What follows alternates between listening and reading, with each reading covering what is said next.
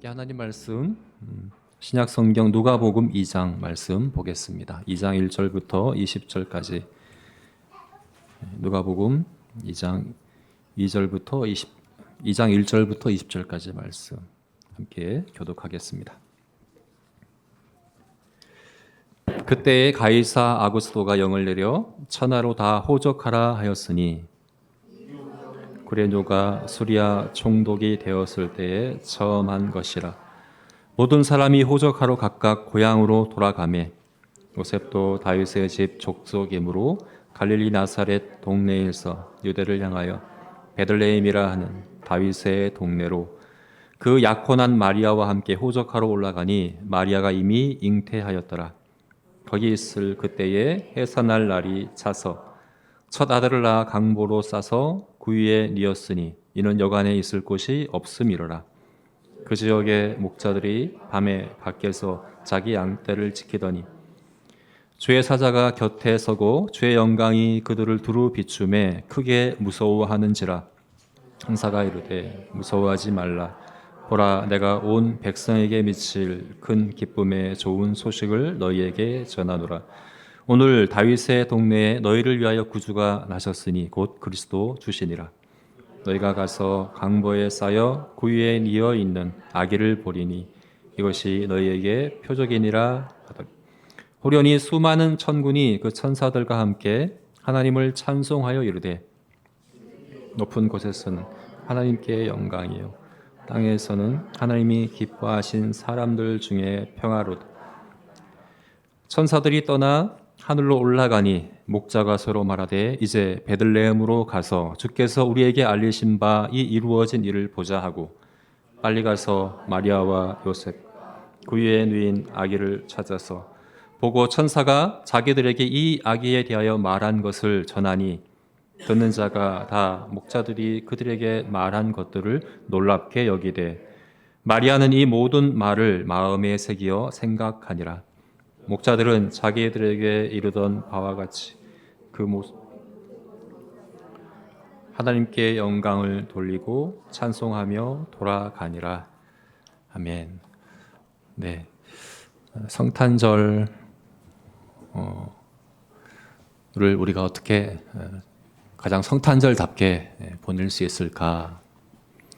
이 고민을 우리가 해야 합니다. 왜냐하면 사실 이 12월 25일은 예수님 탄생하신 날이 아니고 원래 이교도의 풍습에서 온 날이거든요. 로마 제국의 미트라 태양신을 숭배하는 미트라 태양신의 축제일입니다. 탄생일입니다. 원래 이 25일이 동지라고 해서 가장 낮이 짧고 밤이 긴 날입니다. 그래서 이날부터 점점 태양이 세력을 얻고 날이 점점 길어지거든요.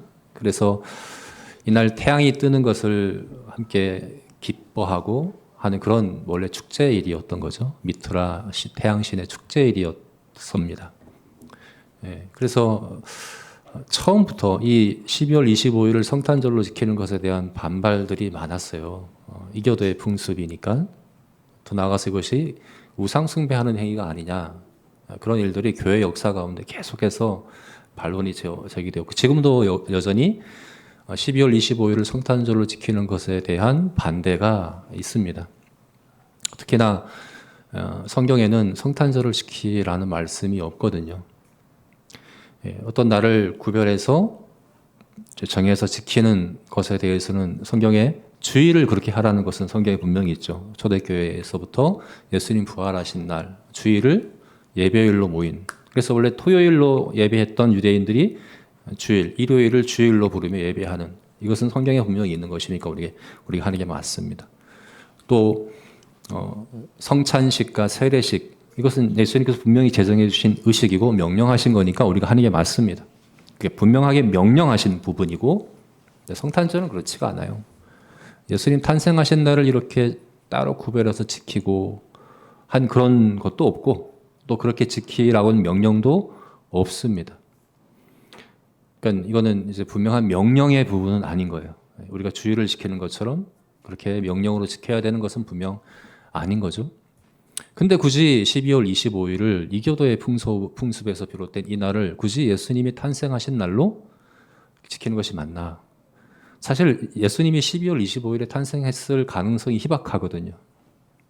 오늘 보면 이제 목자들이 들에서 양을 지킬 때 천사들이 나타나잖아요. 근데 이스라엘 지역의 날씨가 12월은 너무 춥기 때문에 밖에서 방목하는 것이 3월부터, 3, 4월부터 시작이 된다고 그래요. 12월은 사실 가능성이 적죠. 이날 예수님께서 탄생했을 가능성이 적죠. 근데 굳이 12월 25일, 그것도 태양신을 숭배하던 날, 그 이교도의 풍습의 그 날, 그 축제의 날, 이날 남녀노소 빈부귀천을 막론하고 모든 로마 제국의 사람들이 함께 즐기고 기뻐하고 축제를 벌이고 선물을 나누고 하는 그런 날이었거든요.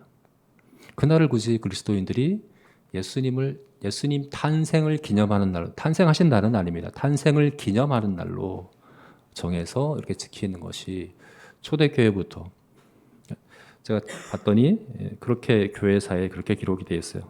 354년 로마 감독 리베리우스 시대로부터 이날 브루말리아 제1, 브루말리아 제사1, 브루말리아를 제사하는 이날을 동지제로서 태양이 떠오름을 축하하는 절기였는데 이 이교도의 풍습의 날을 기독교인들이 따로 이렇게 모여서 성탄을 기념하는 그런 날로 지켰다라는 게 교회사의 기록에 있다는 거죠. 왜 이렇게 하느냐 하는 것에 대한 그런 이제 의문들이 있는 거죠. 오늘날도 보면 성탄절 그러면 대부분 떠오르는 이미지들이 뭡니까? 산타클로스, 그죠? 산타클로스, 성탄절 트리, 또 뭐가 있을까요? 루돌프, 네? 예, 트리. 네. 뭐 이런 이미지들인데 사실 이거는 상업적으로 굳어진 이미지들이거든요. 발렌타인데이나 뭐 빼빼로데이처럼 상업적으로 막 이렇게 이용되잖아요. 그러니까 이 성탄절 하면 이 산타클로스는 성 니콜라우스라는 사람이 자선하던 것이 기원이 돼서 시작이 된 건데 이것이 상업적으로 이용이 된 거예요. 그리고 루돌프 사슴. 원래 사슴이 아니었다고 그래요. 근데 1940년대인가 그런 이제 상업적으로 이제 이렇게 이미지가 다 굳어진 거고 트리 같은 경우는 조금 다른 것 같아요. 이 트리는 독일에서 시작이 되었다고는 하는데 이거는 좀 기독교적인 배경에서 시작이 된 것 같아요. 이거는 아담이 선악과를 먹은 그 사건과 관련지어서 시작이 되었다고 하더라고요. 아무튼 이런 것들이 과연 성경적인 배경에서 온 것이고 그리고 성탄절을 대표하는 이미지가 될 수 있는가 정말. 그러니까 처음 성탄절이 시작이 될 때 원래 성탄절이 아니었거든요. 미트라 태양신의 숭배일이었던 그 날을 성탄절로 삼아서 지키게 된 것은 왜 그랬으며 그리고 오늘날도 이 날은 예수님 탄생하신 날보다는 산타크로스와 선물을 주고받는 날과 서로 그렇게 즐기는 날로 여기는 이 날을 굳이 우리가 성탄절로 지켜야 할까? 성경에서 말씀하고 있는 것도 아닌데 라는 이런 의문들이 이런 반론들이 계속 된다는 거죠. 네. 그럼 왜 우리가 성탄절을 지켜야 하는가? 그리고 우리가 성탄절을 어떻게 지켜야 하는가? 제가 생각할 때 이것은 중요한 게 저항 정신인 것 같아요. 제가 볼 때 성탄절은 저항 정신에서 시작이 되었습니다. 로마서 말씀에 너희가 이 세대를 본받지 말라라고 말씀했는데 당시 로마 제국 안에 있던 모든 사람들이 이 날을 태양신의 숭배일로 지켰어요. 이 날을 정말 그 방탕한 쾌락주의, 물질주의, 인본주의, 정말 성경에 반대되는 이 세대의 그런 정신으로 물들어 있는. 그래서 어떻게 보면 요한일서 말씀에 육신의 정욕과 안목의 정욕과 이생의 자랑이라고 하는 그 세상의 정신이 가장 절정에 이르는 때가 그 날이었었어요. 근데 그리스도인들이 그 날을 그렇게 그들과 함께 어울릴 수 없었던 거예요. 그 당시에. 태양신의 숭배일로 지킬 수가 없었던 거예요. 모두가 하는데. 그래서 그들이 어떻게 했습니까? 따로 모여서 의식을 가진 거죠. 어떤 날로요? 예수님의 탄생을 기억하고 예수님의 탄생을 기념하고 감사하는 날로 따로 지키기 시작을 한 거예요. 이날 예수님이 탄생했다는 의미가 아니라 이날 그 세대를 본받지 않으려고 저항하는 의미에서 그렇게 했던 거죠. 그래서 오늘날도 마찬가지인 것 같아요. 오늘날 우리가 이 성탄절을 지키는 데 있어서도 저항 정신이 중요한 것 같아요. 이 세대를 본받지 않는. 그렇잖아요. 그죠? 모든 사람이 성탄절을 축제일로 지킵니다. 교회를 다니든 안 다니든. 근데 예수님하고 상관이 없이 예수님의 탄생과는 상관이 없는 다양한 여러 가지 이미지로 포장이 되어서 이 성탄절을 지키고 있는데 우리는 이 날을 정말 성탄절답게 보내려는 그런 저항의식이 우리에게 필요한 것 같아요. 어떻게 하면 우리가 성탄절을 성탄절답게 보낼까? 정말 성탄절을 대표하는 이미지가 뭘까? 성경에서 말씀하고 있는 오늘 우리가 보고 있는 이 첫 번째 성탄절, 예수님 탄생하신 이 장면에서 하나님이 정말 우리에게 말씀하시고자 하는 성탄절의 대표적인 이미지, 성탄절의 핵심 되는 것, 성탄절을 정말 성탄절답게 보낼 수 있게 하는 것, 그게 뭘까? 두 가지인 것 같아요. 첫 번째는 2장 10절 말씀에서 볼 수 있습니다. 2장 10절 말씀 같이 한번 읽어볼까요? 읽겠습니다. 천사가 이르되 무서워하지 말라. 보라, 내가 온 백성에게 미칠 큰 기쁨의 좋은 소식을 너희에게 전하노라. 큰 기쁨의 좋은 소식을 너희에게 전하노라. 천사가 이렇게 얘기했잖아요. 근데 여기 좋은 소식을 전한다. 우리말로는 이제 세 단어로 되어 있죠. 좋은 소식을 전한다. 근데 원래 헬라어 원문에서는 한 단어예요. 유앙겔리조라고 한 단어로 되어 있어요. 이 단어의 뜻은 뭐냐면 이 단어는 성경에서 신약 성경에서 전도한다라는 말로 번역이 되는 단어예요. 명사형이 되면 유앙겔리온에서 전도가 되는 거예요. 이것이 성경에는 전도로 번역되는 말이에요. 다시 말해서 신약 성경에서의 최초의 전도는 언제 시작이 되었습니까? 성탄절입니다. 성탄절부터 이 전도라는 단어가 시작이 되는 거예요. 그것도 하나님께서 천사들을 통해서. 이 예수님께서 탄생하신 베들레헴 말구유 마국간의 말구유 너무나도 소박하고 초라하고 어떻게 보면 아무도 주목하지 않는 그런 것과 너무나도 대조되게 하나님께서는 하늘에 큰 이벤트를 여셨어요. 크게, 그죠? 천군 천사가 함께 크게 찬양하고 천사들이 크게 외치는 하늘의 큰 이벤트. 이게 요한계시록에 나오는 사도 요한이 환상으로 봤던 하늘의 그 이제 천사들의 찬양가, 그건 환상이잖아요. 이거는 실제로 목자들 앞에 이와 같은 하나님의 이 하늘의 큰 전도 행사를 하나님께서 여신 거죠. 그래서 우리가 성탄절을 성탄절답게 보내는 것은 첫 번째가 전도입니다. 전도. 하나님께서 그렇게 하셨거든요. 그래서 우리 제자교회가 12월 25일 성탄절을 제자교회에서 가장 큰 재정을 여기다 드리고 가장 많은 노력을 기울이고 가장 많이 준비해서 전도 행사를 합니다.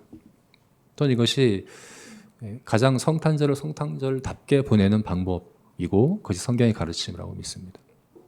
또 하나 보자면 13절 말씀이죠. 13절 말씀 보게 되면 호련히 수많은 천군이 그 천사들과 함께 하나님을 찬송하여 이르되 수많은 천사들이 하늘에서 하나님을 찬양한 거예요.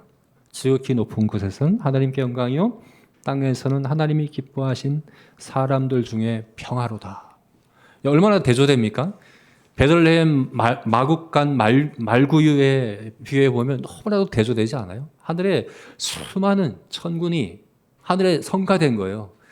큰 성가대에 찬양이 울려 퍼지게 하신 거예요. 찬양한 거죠. 이거죠. 그래서 이 두 가지 전도와 찬양 이것이 바로 우리가 성탄절을 성탄절답게 보낼 수 있는 두 가지 일이고, 이게 성탄절의 대표적인 이미지가 되어야 하는 것은 바로 이것이다. 우리가 최초의 성탄절이 시작될 때 성도들이 이교도의 풍속에 저항하여서, 그 세대의 정신에 저항해서 시작되었던 이 성탄절 같이 오늘날 성탄절이 산타크로스와 또 선물과 서로 즐기고 하는 그런 모든 것들로 물들어 있는 이 성탄절에 정하는 의미에서 우리가 더 강조해야 될 두 가지는 뭐냐 할 때 전도와 찬양이다, 이렇게 볼 수 있겠습니다. 그래서 오늘 우리 이제 오후 예배에는 우리 주일학교, 유초등부 그리고 중고등부까지 우리 주일학교 아이들이 많이 준비했습니다. 하나님을 찬양하는 일들을 많이 준비해서 오늘 오후에는 찬양제로 수많은 천군 천사들이 하나님을 찬양했던 것처럼 예수님께서 말씀하셨잖아요. 너희 아이들로 찬양하지 못하게 하면 돌들이 소리질러 찬양하겠다라고 말씀했는데, 오늘 우리 제자교회 아이들을 통해서, 그리고 중고등부 아이들을 통해서 하나님을 찬양한 일을 오늘 우리가 오후 예배 때 하려고 합니다. 그리고 25일에는 전도하는 일을 하려고 합니다. 유앙겔리조, 전도하는 이 일을 성탄절에 해야 될 일로 하나님께서 이렇게 분명히 말씀하신 그대로 우리가 큰 전도 이벤트를 25일에 우리가 하려고 합니다. 자, 그래서 오늘 우리가 이 본문에서 함께 보려고 하는 부분은 바로 이겁니다. 전도입니다. 이 일을 우리가 어떻게 해야 될까? 어떤 태도로, 어떤 마음으로, 어떤 방법으로 이 일을 해야 될까? 성탄절을 성탄절답게 보내기 위해서 해야 될 일이, 세상의 정신에 저항해서 우리가 해야 될 일이 전도라고 한다면 그것을 우리가 어떻게 해야 할까를 오늘 본문에서 우리가 함께 생각해 봤으면 좋겠습니다. 먼저 이 질문으로 시작하면 좋겠습니다. 왜 목자들일까 하는 겁니다. 왜 목자들일까? 천사들이 목자들만 만났어요. 다른 사람들 안 만났어요. 동방박사도 안 만났어요. 목자들만 만났어요. 마리아도 안 만났어요. 목자들만 만났어요. 그리고 이 목자들이 최초의 전도자가 됩니다. 처음에는 천사들이 좋은 소식을 전했지만 17절을 보게 되면 목자들이 또 전했다라고 이야기하죠. 그죠? 최초의 전도자는 목자들이었습니다. 그럼 왜 목자일까 하는 겁니다. 이게 우연히 된 일일까? 사실은 천사들이 목자를 만나고자 하는 특별한 의도를 갖고 만난 건 아니고 그냥 사람들에게 전하다 보니까 처음 만난 사람들이 목자였어서 그래서 우연히 목자가 최초의 전도자가 된 것일까? 이렇게 생각해 볼 수 있죠. 근데 그게 아닙니다. 특히 누가복음은 예수님의 이 탄생 과정을 하나님의 아주 세밀한 섭리 가운데 되어졌다는 것을 강조해 주고 있어요. 1절 말씀 보게 되면 그렇게 되어 있죠. 그때에 가이사 아구스도가 시저, 로마 황제 아구스도가 영을 내렸다. 칙령을 내렸다. 어떤 칙령을 내렸습니까? 천하로 다 호적하라. 로마 제국에 있는 모든 사람들은 본적지에 가서 호적을 해라 하는 그 명령을 내렸다는 거예요. 그래서 요셉과 마리아도 나사렛에 지금 살고 있거든요. 나사렛은 갈릴리 지역이에요. 갈릴리 나사렛에서 유대 베들레헴까지 약 150km 정도 되는 거리, 여기서 한 대전 정도까지의 거리를 호적하러 가게 된 거예요. 평소 같았으면 안 갔겠죠. 갈 수 없는 거죠. 왜냐하면 마리아가 지금 출산이 임박한 상태입니다. 만삭이고 이제 출산이 임박했어요. 그래서 결국 베들레헴에 가서 출산하게 되잖아요. 그러니까 이동할 수 있는 상황이 아니었어요. 근데 가야만 했습니다. 그런 영을 내렸고 그 기간이 딱 정해져 있는 거예요. 가야만 하는 거예요. 그래서 가서 마국간에서 예수님을 출산하게 되는 거죠. 이게 우연히 된 걸까요? 아닙니다. 미가서 말씀에 하나님께서 이렇게 예언하셨거든요. 메시아가 베들레헴에서 태어난다라고 말씀하셨거든요. 그 말씀을 이루시고자 이렇게 하나님께서 섭리하셨다는 것을 누가복음이 강조하고 있는 거예요. 예수님의 탄생 과정에 하나님께서 세밀하게 섭리하셨습니다. 천사들도 목자들을 만났는데 그냥 우연히 되어진 게 아닙니다. 그냥 우리가 노방전도 하듯이 그냥 모든 사람에게 이렇게 전도지를 나누고 하는데 그 사람을 만나게 된 그런 게 아니라 목자들을 찾아간 거예요. 하나님께서 최초의 전도자로 최적의 사람들로 목자들을 선택하신 거예요. 왜 그럴까요? 목자들이 어떤 부분 때문에 그들을 최초의 전도자로 삼았을까? 그들의 그런 성실함, 책임감 이런 것들 때문일까? 왜냐하면 여러분 목자는 지금 다른 모든 사람들이 집에서 자고 있는데 들에서 양을 지키고 있거든요. 성실하잖아요. 그죠? 책임감 있는 모습 아닙니까? 그리고 우리가 증인이 된다고 할 때 증인으로서 아주 중요한 그런 덕목이죠. 성실하고 책임감이 있으면 신뢰감이 가잖아요. 그죠? 증인이 된 그 증언에 대해서 신뢰할 수 있도록 하는 그런 중요한 덕목이 성실함과 책임감이다라고 볼 때 목자들은 바로 그런 성실함과 책임감 때문에 특별히 그들에게 찾아가서 이 복음을 전하고 또 그들이 또 복음을 전하는 전도자가 되게 하셨는가 이렇게 생각해 볼 수 있다는 거죠. 그런데 이것도 그렇지가 않습니다. 왜냐하면 당시 지금도 마찬가지인 것 같아요. 목자가 그렇게 사람들로부터 환영받고 신뢰받는 사람들이 아니었습니다. 제가 전에 말씀드린 것 같은데 제가 배웠던 교수님 중에 이스라엘에 오래 사시고 거기서 공부도 하시고 가이드도 하시고 한 그 이제 교수님이 얘기해 주더라고요. 이스라엘 성지순례 가이드를 하다 보면 그 코스에 목자들을 방문하는 코스가 있다고 합니다. 거기서 하룻밤을 자는 거래요. 근데 그게 너무 곤혹스러웠다고 합니다. 너무 힘들대요. 왜냐하면 근처만 가도 냄새가 너무 진동하는 거예요. 냄새가 너무 심한 거예요. 거기 머물다 보면 막 어지러울 정도로 너무 심하다고 그래요. 양이 그렇게 깨끗한 동물이 아닙니다, 여러분. 이스라엘이 물이 흔한 지역이 아니기 때문에 씻기도 어렵고 목자들도 잘 안 씻는다고 그래요. 씻기도 어려울 뿐만 아니라 잘 씻지도 않는다고 합니다. 특히나 밤에 양을 지키려고 하면 같이 목자들이 모여서 양을 섞어서 함께 지킨다고 합니다. 그러다 보면 양이 섞이잖아요.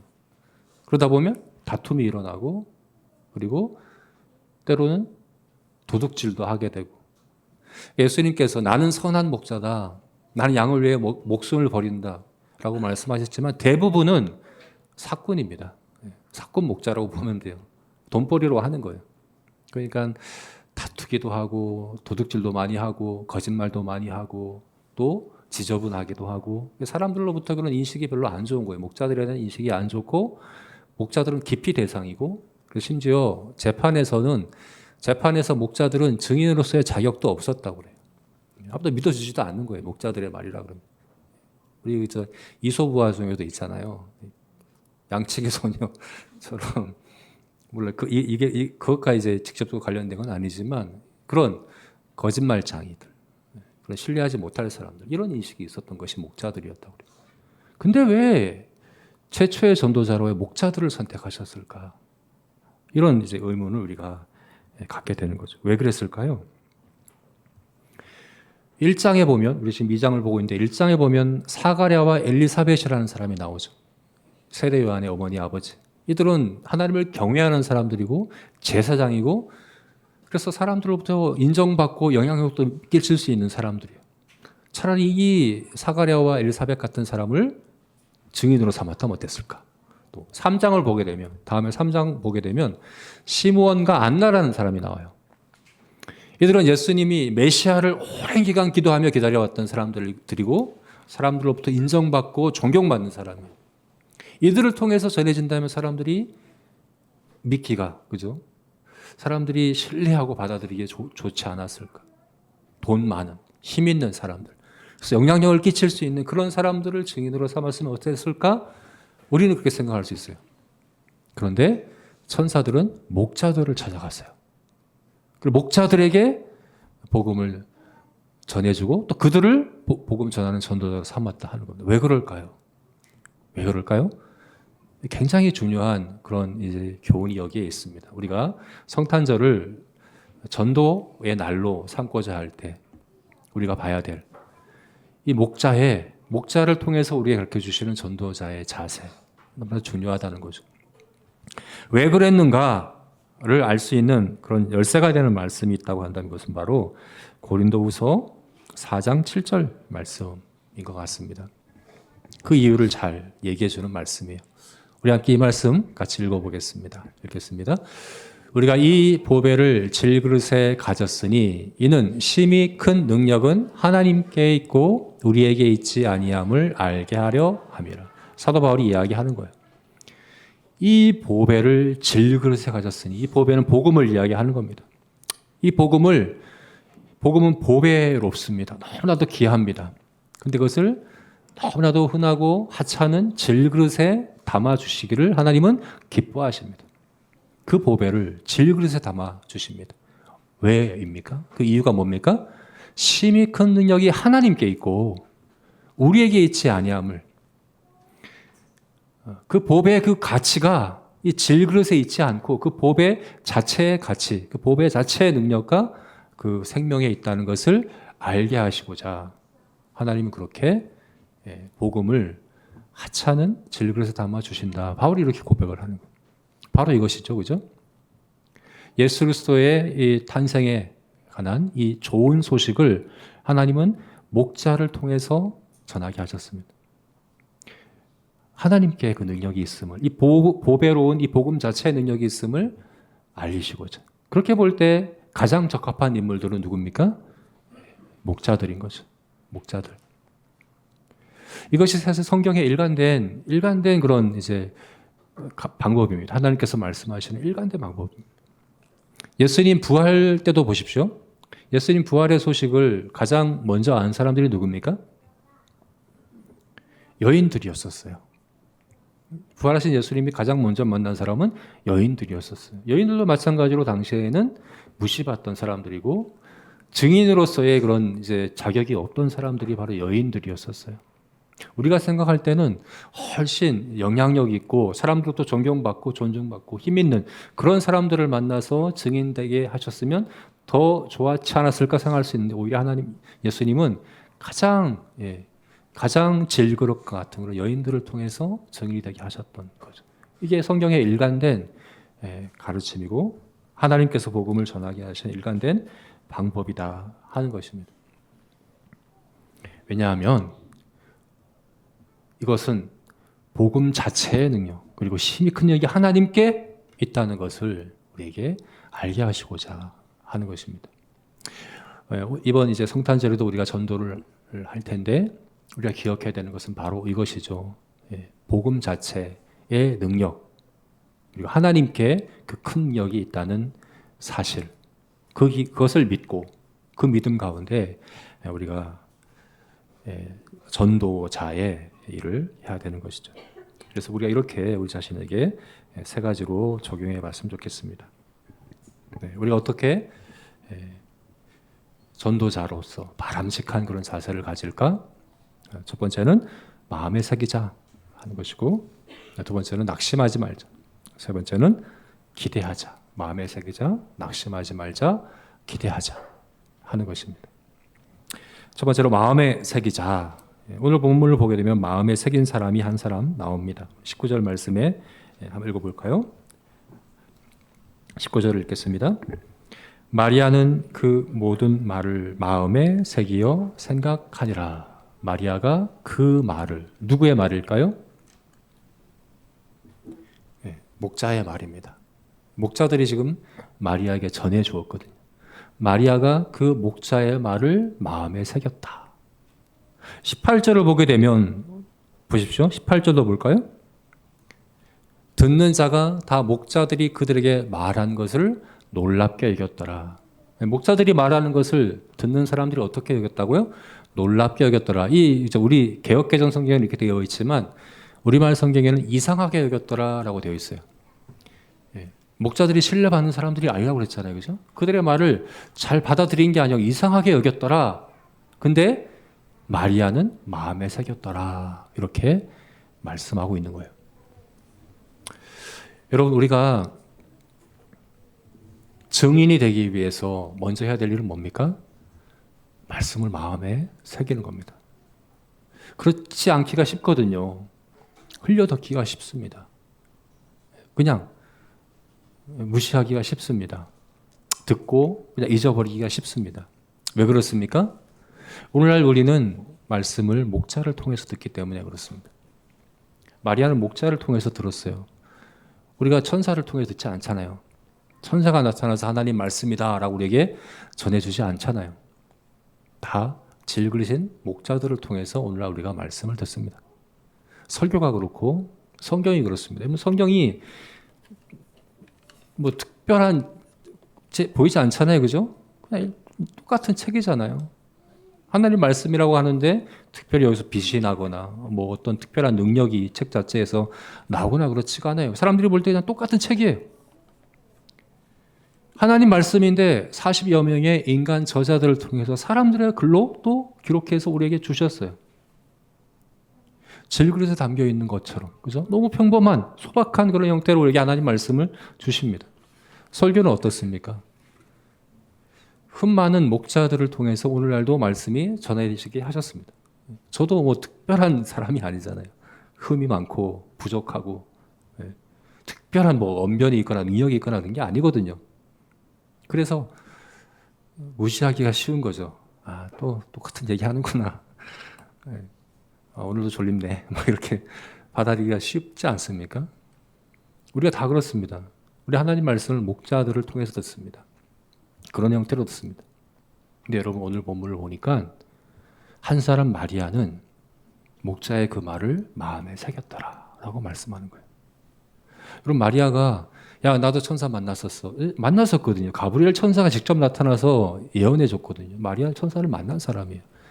나도 천사를 만났는데 목자들이 하는 얘기 무시할 수 있어요. 나도 만났는데 나는 메시아를 낳은 사람인데 무시할 수 있어요. 그죠? 하찮게 여길 수 있어요. 그냥 한 귀로 듣고 흘려버릴 수 있어요. 근데 마리아는 마음에 새겼더라 라고 말씀을 하고 있습니다. 여러분 우리가 하나님 말씀을 어떻게 듣습니까? 예수님의 그 비유를 보게 되면 네 종류의 밭의 비유가 있잖아요. 네 종류의 밭이 있는데 돌짝밭과 가시 떨기에 떨어진 씨앗은 그것도 이제 말씀이 그 마음에 뿌려진 것인데 예수님께서 어떻게 말씀하시냐 하면 즉시 기쁨으로 받았다라고 얘기해요. 그들이 하나님 말씀을 안 받은 게 아니에요. 즉시 말씀을 받았어요. 근데 그 말씀으로 인한 어려움이 핍박이 오자 다 잃어버리는 거죠. 그죠? 그렇게 하나님 말씀을 받고 있지 않습니까? 하나님 말씀을 듣긴 듣는데 받긴 받는데 마음에 새기지는 않는 거죠.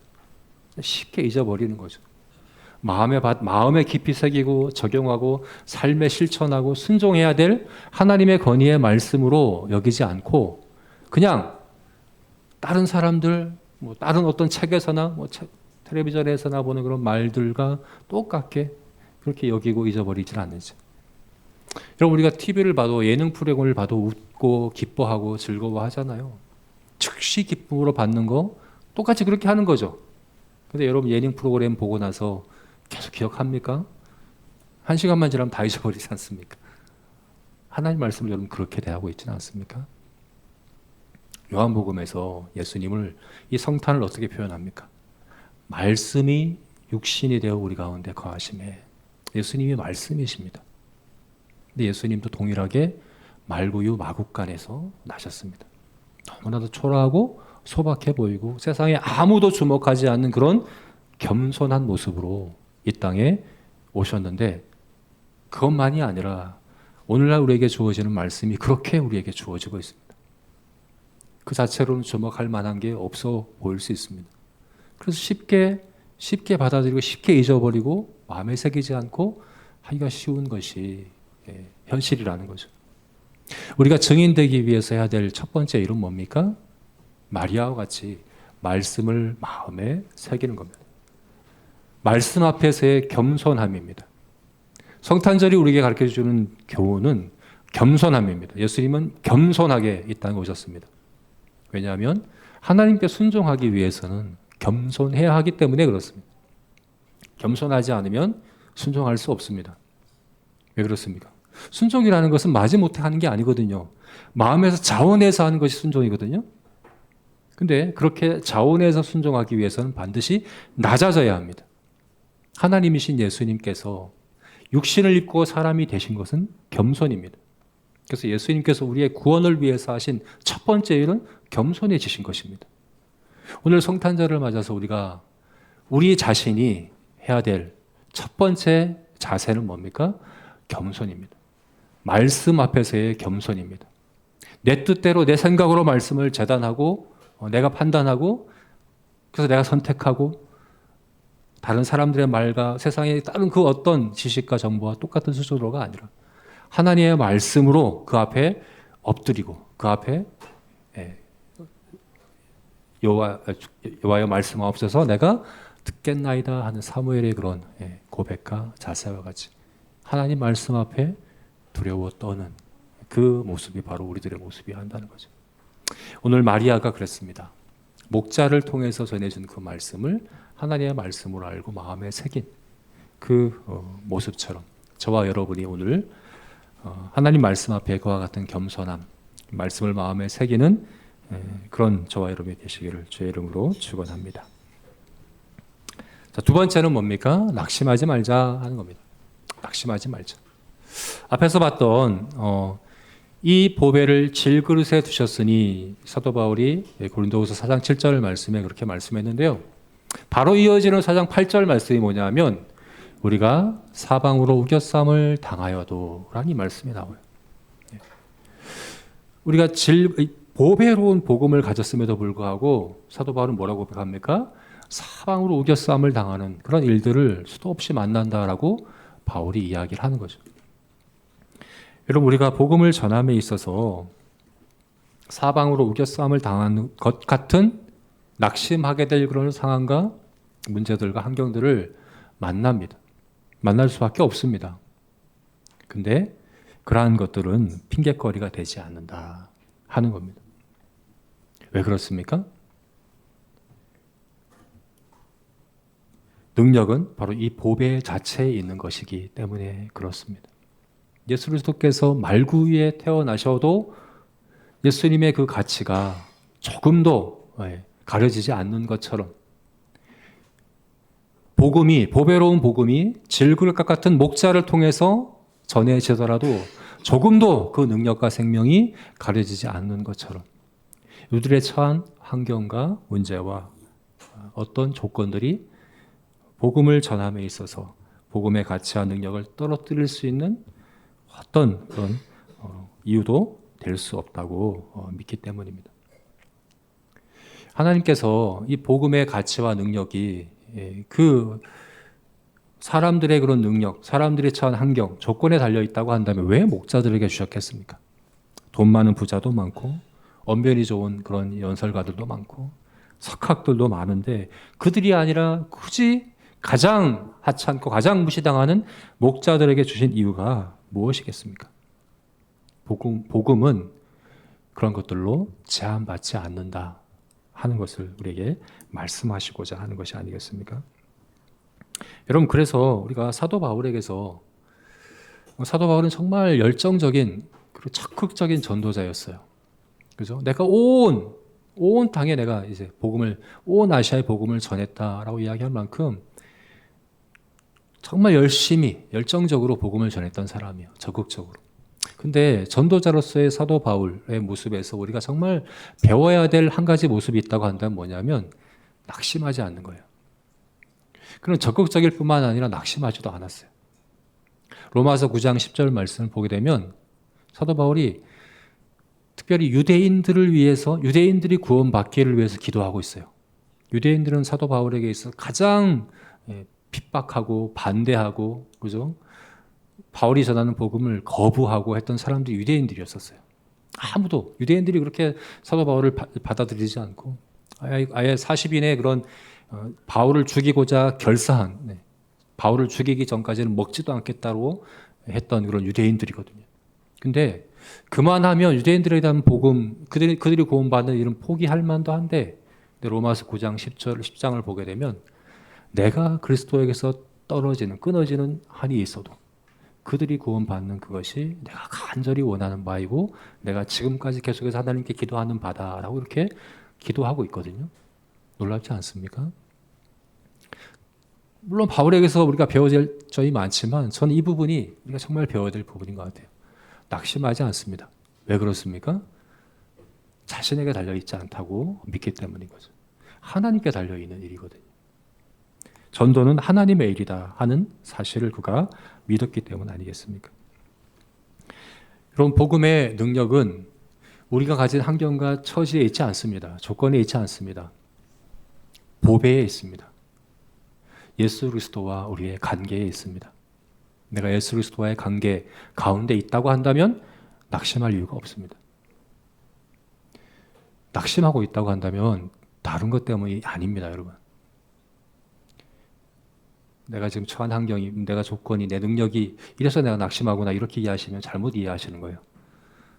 예수 그리스도의 관계가 여러분 점검해 봐야 되는 거죠. 내 안에 복음이 흐려져 있지 않은가? 내 안에 이 보배로운 주님과의 관계가 좀 흐려져 있고 끊어져 있지 않은가? 이걸 점검해 봐야 되는 거죠. 능력은 바로 거기에서 비롯된 것입니다. 만약 그게 아니라고 한다면 낙심하지 말아야 됩니다. 우리는 낙심할 그런 자격이 없습니다. 왜냐하면 우리의 일이 아니기 때문에 그래요. 낙심하는 건 교만한 겁니다. 나한테 달려있다고 생각하는 거죠. 그러므로 저와 여러분이 낙심하지 않는 그런 우리가 되었으면 좋겠습니다. 그래서 마지막 세 번째로 기대하자 하는 겁니다. 기대하자. 예. 오늘 14절 말씀 우리 함께 읽어볼까요? 14절을 같이 읽겠습니다. 지극히 높은 곳에서는 하나님께 영광이요 땅에서는 하나님이 기뻐하신 사람들 중에 평화로다. 이게 천사들의 노래예요. 천사들의 찬송이에요. 천군의 수많은 천군이 하늘에서 이렇게 찬양했습니다. 뭐라고 찬양했습니까? 지극히 높은 곳에서는 하나님의 영광이요 하나님께 영광이요 땅에서는 하나님이 기뻐하시는 사람들 중에 평화로다. 하나님께 영광이요 땅에는 평화로다. 이게 성탄절의 의미인 거죠. 천사들이 했던 고백이고 찬양입니다.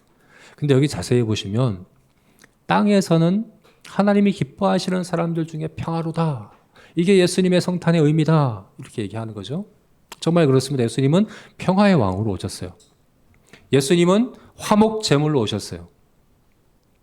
예수님께서 이 땅에 중보자로 오셔서 모든 공생애 동안에 하나님 말씀에 순종하시고 십자가에 달려 죽으신 그 일은 하나님과 우리를 화목하게 하시고자 하나님과의 평화를 이루시고자 하신 거죠. 그죠? 그래서 예수님을 통해서 우리가 하나님과 화평하게 됩니다. 화목하게 됩니다. 근데 여러분 자세히 보시면 땅에서는 하나님이 기뻐하시는 사람들 중에 평화로다. 모든 사람들이 아닙니다. 어떤 사람들입니까? 하나님이 기뻐하시는 사람들. 하나님이 기뻐하시는 사람들이 그 평화를 누린다라고 이야기합니다. 이게 우리말 성경에는 어떻게 번역되어 있냐면 하나님께서 은혜를 주시는 사람들, 하나님께서 택하신 사람들, 하나님이 구원하시기로 택하신 그 사람들 중에 평화로다라고 얘기하고 있는 거예요. 이게 10절 말씀에서는 온 백성에게 미칠 큰 기쁨의 소식이다. 이때는 모든 사람들을 얘기하는 거죠. 복음을 들을 사람들은 이 세상의 모든 사람들이에요. 그런데 그 복음으로 말미암아 하나님의 그 평화를 실제로 누리는 사람들은 모든 사람들이 아닙니다. 하나님이 택하신 사람들이다. 이렇게 이야기하는 거죠. 여러분 전도는 하나님의 일입니다. 하나님께서 택하신 일을 하나님께서 구원하시는 것입니다. 그래서 우리가 모든 사람에게 복음을 전하고 모든 사람에게 이 자리에 오도록 초청하지만 그러나 실제로 구원받는 사람은 하나님께서 택하신 사람들입니다. 이게 하나님의 일입니다. 그럼 여러분 우리가 기대해야 되는 건 뭡니까? 하나님께서 일하시는 것을 기대하는 거죠. 하나님께서 택하신 사람을 하나님께서 구원하실 것을 우리가 기대하는 것이 마땅하지 않겠습니까? 그래서 오늘 이제 25일에 우리가 초청해서 이 자리에 와서 그들과 함께 예배를 드릴 터인데 우리가 기대해야 될 건 뭡니까? 하나님께서 그들 중에 택하신 사람들을 하나님께서 그들을 만나시고 그들을 구원해 주시고 그들이 하나님과 화평을 누리는 그런 은혜가 있기를 우리가 기대하는 것이 마땅합니다. 저와 여러분이 그와 같은 기대함을 가지고서 25일 하늘가족 축제를 잘 준비했으면 좋겠습니다. 자, 오늘 말씀을 맺겠습니다. 네. 말씀을 마음에 새기자. 겸손하여, 말씀 앞에 겸손하여 마음에 새기고, 그리고 뭐죠? 네, 낙심하지 말고, 우리가 처한 환경과 조건에 낙심하지 말고, 네, 그리고 하나님께서 일하실 것을 기대함으로 성탄절을 가장 성탄절답게 우리 하나님 앞에 보내게 되는 저와 모든 우리 제자교회 성도들 되시기를 주님의 이름으로 축원합니다.